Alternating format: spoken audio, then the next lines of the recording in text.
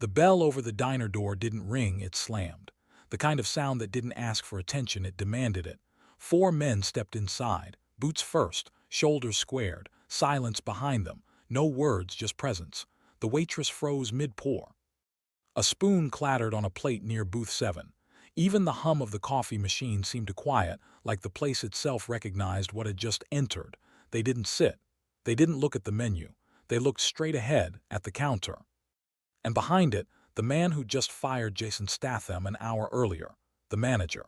He was still wiping down a laminated menu with the same smug rhythm he used when he told Jason, "You're just lucky we even gave you a job."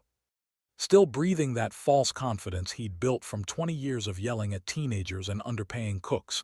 Now, he was staring down four men with matching tattoos and thousand-yard stares. He didn't recognize the ink, but the waitress did. She took a step back without realizing it. Because those weren't just customers, they were SEALs, and they weren't here to eat. But this started long before they showed up. This started earlier that same day, when Jason was just a dishwasher in the back, scrubbing dried eggs off chipped plates with sleeves rolled to the elbows and steam fogging up the corners of his mind. He didn't wear a name tag, didn't need one. People didn't ask questions about him because he never gave them a reason to. He clocked in, cleaned, stocked, fixed the things no one else wanted to touch. When grease traps backed up, he didn't complain. He just rolled up his sleeves higher.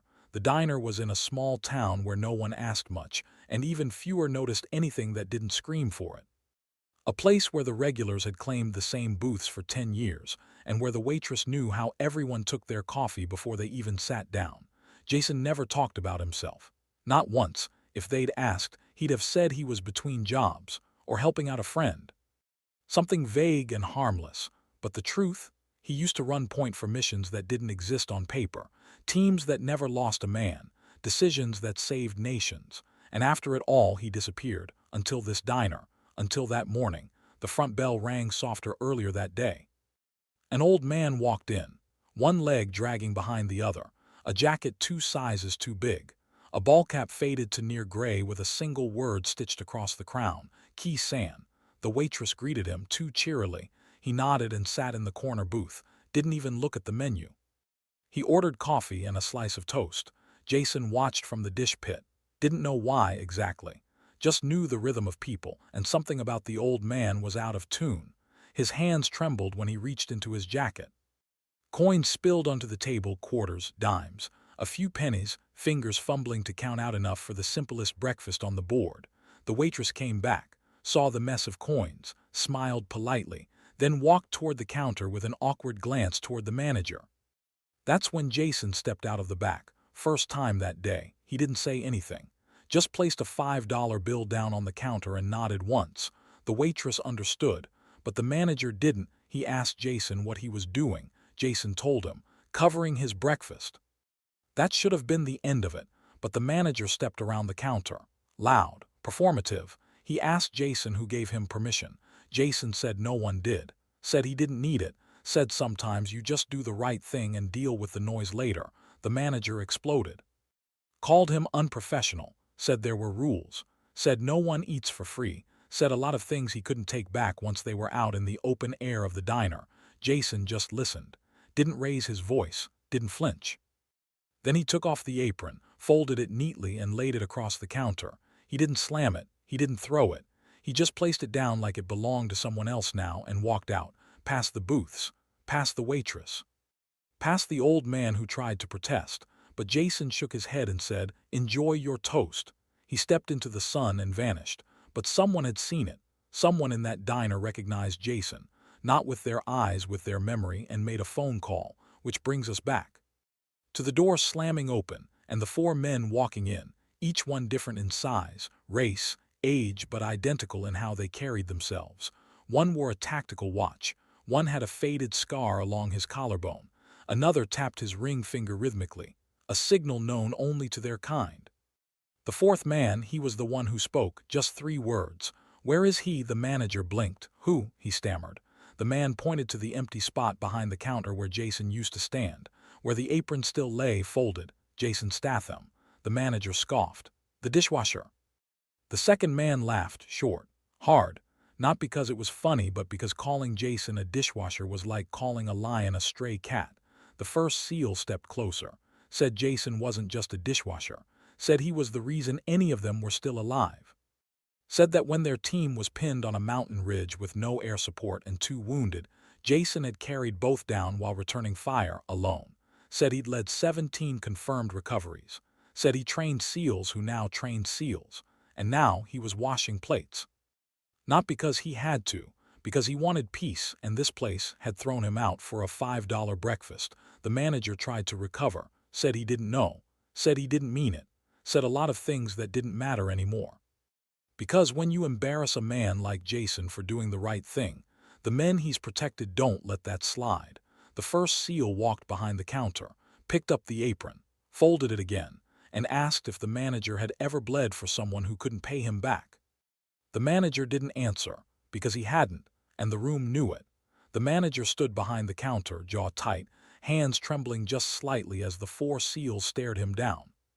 He had barked at teenage servers and part-time cooks for years, but in that moment, he looked like a man realizing the world had shifted beneath him. Not because anyone had raised a fist, none of the SEALs had so much as raised their voices, but because in the silence, there was something heavier than threat. Something like finality. Outside, the town had started to notice. The black SUV the SEALs arrived in was still parked across the street, engine off, tinted windows reflecting the midday sun. A couple walking their dog slowed down as they passed it, instinctively glancing toward the diner like something unspoken had pulled their eyes. Inside, the regulars didn't know where to look. Booths that once held men comfortable enough to grumble about toast were now silent. Coffee sat untouched. A young waitress in her 20s stood near the soda machine, clutching her notepad like it was a life preserver. The lead SEAL placed the folded apron back on the counter slowly, reverently, and turned to walk out. The others followed without a word. But before they reached the door, one of them, the youngest still active, paused by the old veteran's booth, the man who'd been eating toast. The one Jason had quietly paid for. He hadn't moved much. His plate now held only crumbs and his coffee had long gone cold. He looked up at the SEAL. Recognition flashed across his face, and not just the "thank you for your service" kind. This was older, deeper, from somewhere else. The SEAL gave him a respectful nod, then reached down and placed a single military coin on the table. Not a challenge coin. Not standard issue. It was black, double-etched, only given to men who served with Task Unit Raven. The old man blinked. His fingers closed around it slowly. And the SEAL left. Outside, the door swung shut again, this time, not slamming, just closing with a pressure that sucked the breath from the room. For nearly 10 seconds, no one moved.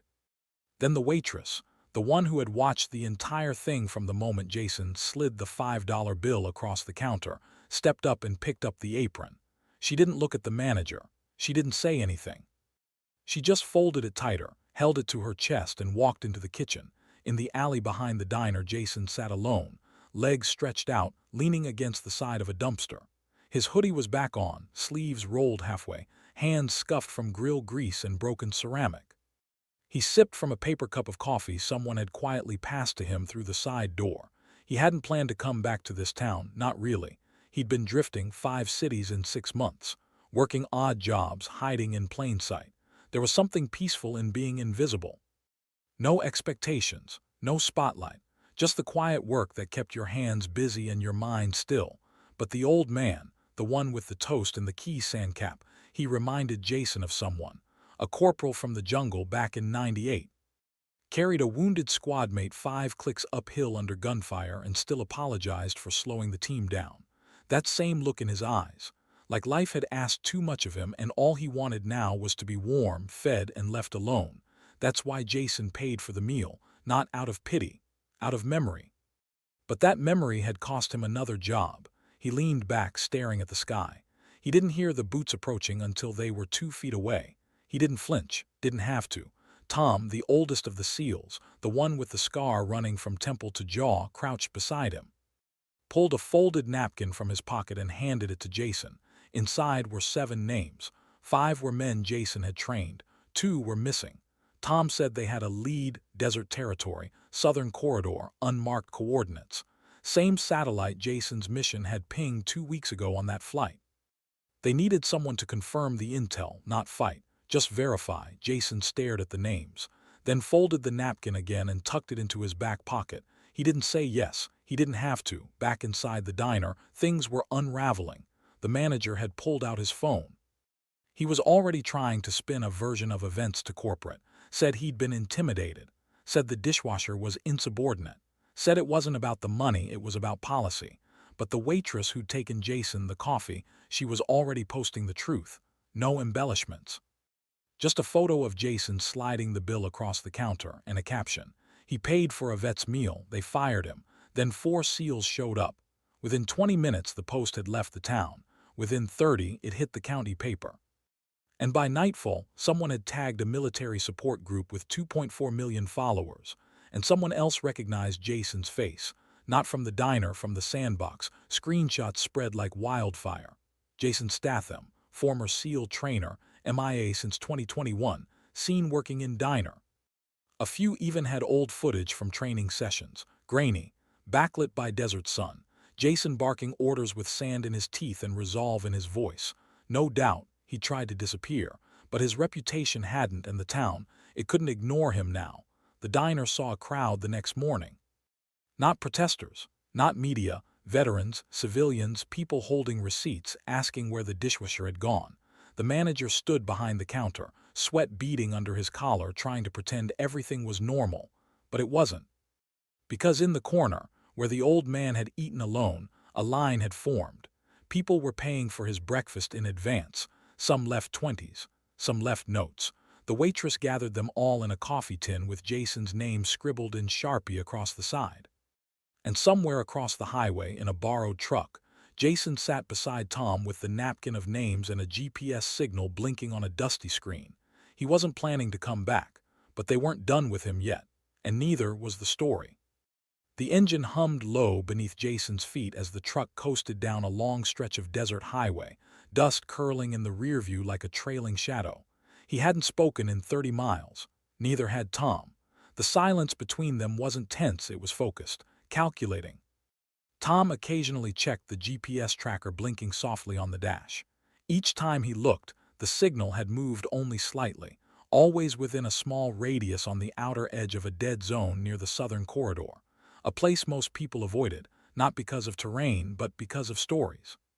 They called it the burn stretch. No phone towers, no signal bounce, no official grid presence, perfect for vanishing. Tom kept one hand on the wheel and one on the butt of a sidearm holstered beneath his flannel. Jason, riding shotgun, was completely unarmed, by choice. He hadn't carried since he left that life behind. He didn't need steel to move through chaos, just purpose. As they crested a hill, an abandoned service station came into view. Rusted pumps, shattered windows, faded signs swallowed by sand. The GPS ping chirped 3 times. Tom tapped the brakes. They rolled to a stop 200 yards from the station. Jason didn't wait for instructions. He stepped out, boots hit sand. Hard, the heat wrapped around him instantly, dry, searing like the air itself resented them for showing up. He scanned the perimeter. Broken fencing, empty lots, no wind. No birds, just the weight of exposure and history. Then he saw it, a footprint, fresh. Too deep for the wind to erase. Someone was here. He moved quickly, quietly, circling behind the station past the collapsed water tank. There, beside the shadow of a burned-out truck, a steel door had been cut into the earth, camouflaged beneath loose boards and old tires. Tom caught up, rifle in hand now. Jason didn't reach for it. He just nodded toward the hatch. Tom grinned, just barely, and pulled the metal free. It creaked loud, too loud, no turning back now. They descended the steps fast, sweeping corners, low light bouncing off concrete walls scarred with old spray paint. The smell hit next, sweat, oil, dust, and something metallic. Not blood, not yet. At the bottom of the stairs, a single light bulb hung from frayed wire, and 2 men sat at a folding table beneath it. One of them was barely conscious. The other stood when he saw Jason. No salute, just a word, boss. Jason nodded once. The man's name was Riley. One of the last active field scouts Jason had trained before he disappeared from the system. Sharp, quiet, and known for tracking targets through terrain satellites couldn't see. He looked older now, paler, shadows under his eyes. The man slumped in the chair beside him. Frost. Another name from the napkin. His arm was bandaged, side soaked through with old blood. Still breathing, but only barely, Riley stepped forward, said they'd been hit 3 nights earlier by a private ops team. Not military, not flagged, corporate clean. No insignia, no ID. The kind of team hired by people with too much money and a fear of what secrets loose seals might expose. Frost took a round while Riley dragged him down into the fallback hole.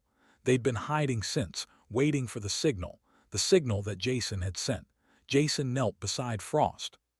Checked his pulse. Not good. Too shallow. He turned to Tom, told him they needed extraction in 30 minutes or Frost wouldn't make it. Tom didn't question, just moved. Upstairs, the truck roared to life. Tom keyed into a satellite channel and began spitting coordinates. Jason helped Riley pack gear, then looked around the room, saw the duffel, recognized the patch on the side, Unit Raven, his patch, from a mission that didn't officially happen. Inside the bag, beneath medical wraps and tactical gear, sat a sealed envelope. No stamp. Just a wax seal pressed with a crest Jason hadn't seen in 10 years. He opened it. Inside was a photo, not of an enemy, of him, Jason Statham. Head slightly turned, hoodie on, walking out of the diner, time-stamped. Dated, someone had been watching, not the SEALs, not government, someone else. Someone who didn't like that Jason still walked free. He handed the photo to Riley, said, "Who else saw this?" Riley just pointed to the wound on Frost, said he paid for it. Jason's jaw tightened. This wasn't about hiding anymore. This was about hunting, and they were late to the trail. They hauled Frost up the steps slowly, Riley supporting his legs, Jason bracing the shoulders. The truck roared closer, and Tom swung the back door open as they loaded Frost inside. Dust kicked up hard around the tires as the vehicle turned back onto the highway. The town was 90 minutes away. They had 29. Jason pressed a gauze pad against Frost's side and told him to keep his eyes open. Frost tried to speak, voice like gravel and fire. Jason told him to save it, but Frost reached for Jason's sleeve, gripped it weak, and whispered something that changed everything. He said the picture of Jason came from inside the diner, not from surveillance outside, from the cameras inside. Someone in the diner had marked him. Jason didn't speak for a long time. The truck rolled on. Frost faded. Tom drove like the road owed him. Riley stared out the back window, one eye on the horizon. Jason, he stared at the napkin, at the last name that wasn't crossed out. A man named Burke. Jason hadn't heard that name in a decade. Burke was the one who made him walk away. Not with threats, with orders. Final ones. The kind you don't question, until the world forgets your name and you realize those orders were meant to erase you. And now, Burke was reaching again. Jason leaned forward, told Tom to reroute. No hospital, no base, a safe house. They'd go dark for 72 hours. Rebuild, retool. Then Jason would go back to the diner. Not for his job, not for the meal, but for the camera, because someone there had pressed send. And it was time Jason asked why. The diner hadn't changed. Same flickering sign. Same cracked parking lot. Same laminated menus curling at the corners from years of coffee steam and grease. The bell over the door jingled like it always did, soft, harmless, like it had no idea what had happened inside these walls just days ago. Jason stepped through, boots quiet, hoodie back on, the sleeves rolled halfway like before. He didn't come through the back entrance this time. He wanted them to see him, every one of them. The customers looked up first, not in fear but in recognition. Some had been here the day he was fired. Some had heard the story afterward. Most had read the posts, watched the grainy old training video that surfaced. They knew now, knew who he was, or at least who he'd been.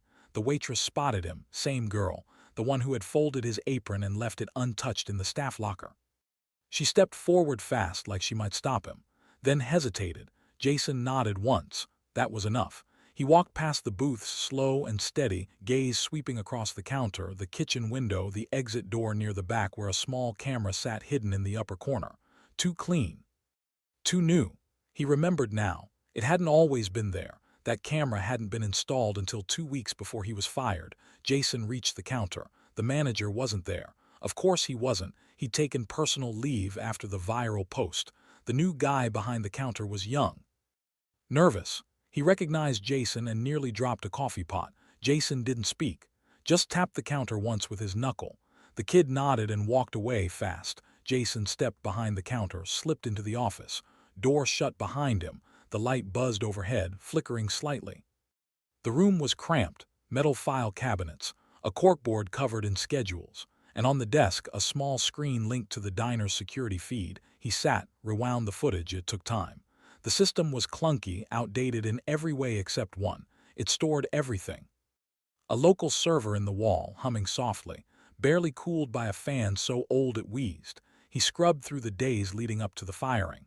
The footage played in jagged frames, Jason washing dishes, Jason wiping down tables, Jason sliding the $5 bill across the counter.